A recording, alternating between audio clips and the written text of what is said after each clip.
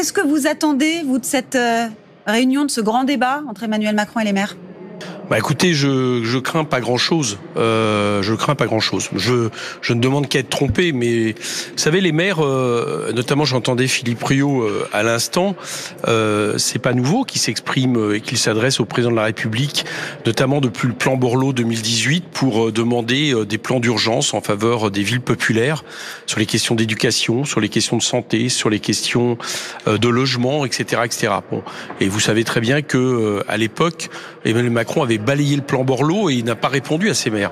Bon, si c'est pour les recevoir aujourd'hui juste pour dire on vous soutient et on ne souhaite pas que vous, vos mairies soient ciblées, attaquées, ce que je rejoins d'ailleurs, ça n'ira pas très loin et on ne réglera pas les fractures qui s'ouvrent toujours plus brutalement à chaque épisode, notamment à chaque épisode ayant un lien entre le rapport entre la jeunesse et la police. On ne le résoudra pas et les fractures sont toujours plus brutales. Donc il faut des réponses politiques et j'entendais le fait que vous disiez qu'Emmanuel Macron pensait que ça pouvait, il fallait donner le temps. Non, je crois qu'il y a des réponses politiques à donner tout de suite. David Codoué a une question pour vous, Éric Coquerel. Éric Coquerel, hier, Mathilde Panot a quitté au bout de 50 minutes la réunion avec Elisabeth Borne, justement par rapport aux réponses politiques qu'il faudra apporter et à la façon de produire ces réponses. Vous allez comme ça boycotter ou écourter chacune des réunions de concertation qu'il pourrait y avoir ? Non, mais c'était pas une concertation. Ce que je comprends, Mathilde Panot a eu une leçon de morale sur le thème.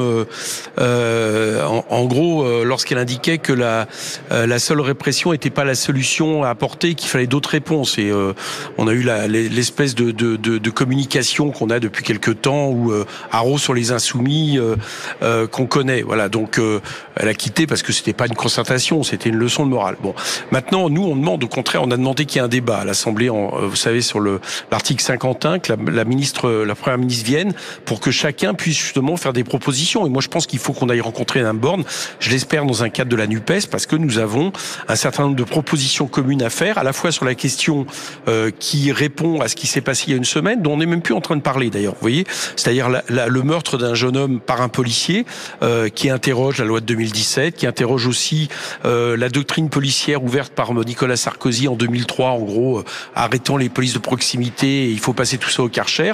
On en voit les conséquences aujourd'hui.